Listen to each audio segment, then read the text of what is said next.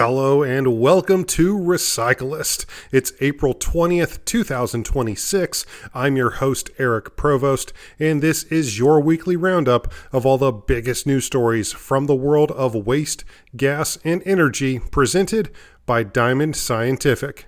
First things first, and as always, let's take a quick look at the stock market and several stocks on the move from this past week in the world of waste, gas, and energy.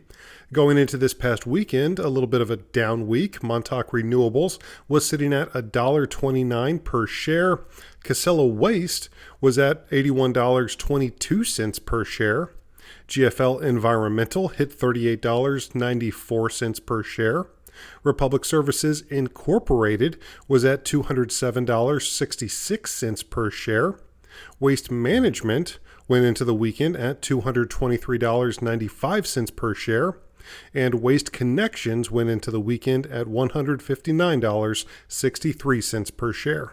But first up in the news, in one of the most reported on stories in the U.S. last week, the Environmental Protection Agency just proposed adding quote-unquote flexibilities to the rules that govern the management and cleanup of coal ash, the waste that remains when utilities burn coal to generate power.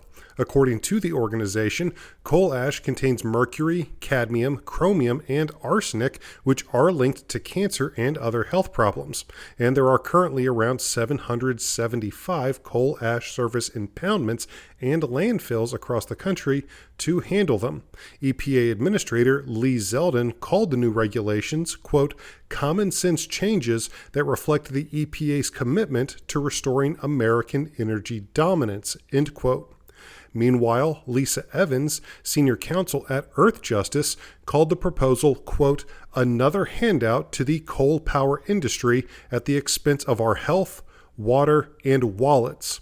Ultimately, if this rule is finalized, human health will suffer and taxpayers will be left with the cost of cleaning up their rivers and drinking water, end quote.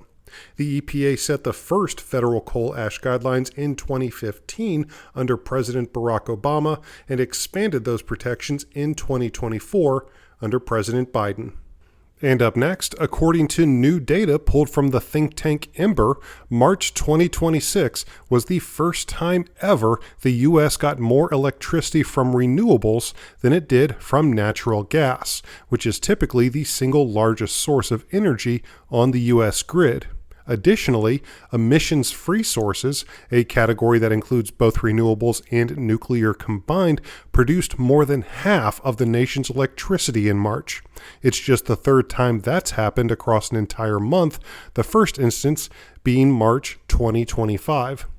Amy Leschison-Burke, CEO of the Solid Waste Association of North America, or SWANA, said, quote, many SWANA members have invested in solar and wind power for years, and landfills, especially closed sites, can be ideal locations for this kind of infrastructure. It's encouraging to see renewables thriving, especially when reliable, domestically sourced power matters amid global supply chain uncertainty, end quote. And speaking of renewable energy's push to become top dog, the largest renewable energy project ever built in the United States has begun generating electricity. Sunzia Wind recently began testing its 916 turbines as it nears the start of commercial operations later in 2026. This, according to a person familiar with the project. Just during this testing period, California reportedly broke its record for wind generation 8 times. At 3.5 gigawatts, Sunzia is more than 3 times larger than Great Prairie Wind, a 1 gigawatt wind development in Texas that is currently the largest U.S. renewable energy project in operation. Initially proposed in 2006, Sunzia will be able to generate enough electricity to supply 3 million people in California and Arizona. And just a quick reminder, Recyclist is a registered trademark of Diamond Scientific, an industry leader in gas analysis, instrumentation, and solutions. Make sure to check them out online at diamondsci.com. That's diamondsci.com, or you can even set up a personalized presentation just by calling 321-223-7500. Now on with the news. Georgia's largest utility, Georgia Power, is launching a new program that lets companies propose and fund their own clean energy projects. The Customer Identified Resource Program passed with bipartisan support from the state's public service commissioners in early April and is expected to open by summer.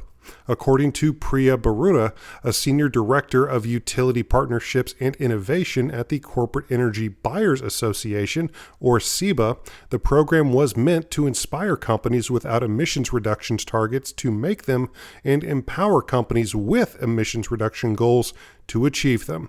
She said, quote, "It provides an opportunity for the first time for these customers to be able to identify and bring projects to Georgia Power.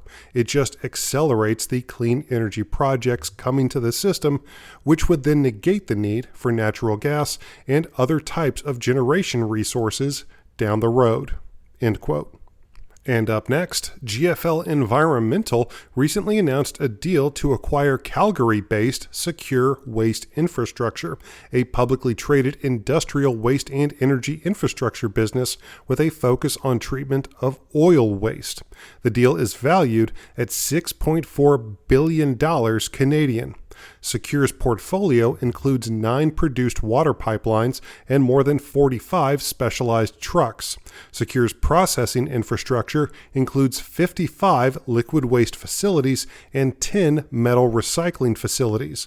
The company also has a significant landfill portfolio, including 13 sites it owns and 2 it operates under contract. The major acquisition isn't even GFL's first one for the month of April. On April 1st, the company announced it had purchased Dallas-based Frontier Waste Solutions.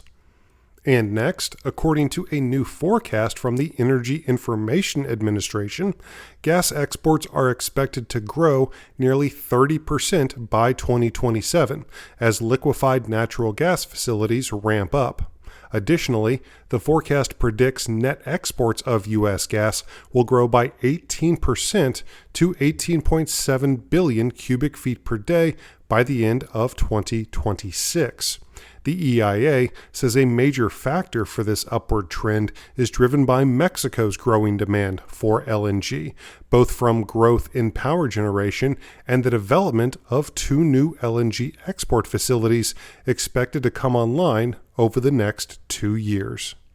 And lastly, Massachusetts-based Divert Incorporated has attracted Japan's Mitsubishi Corp as a lead investor in financing its future projects.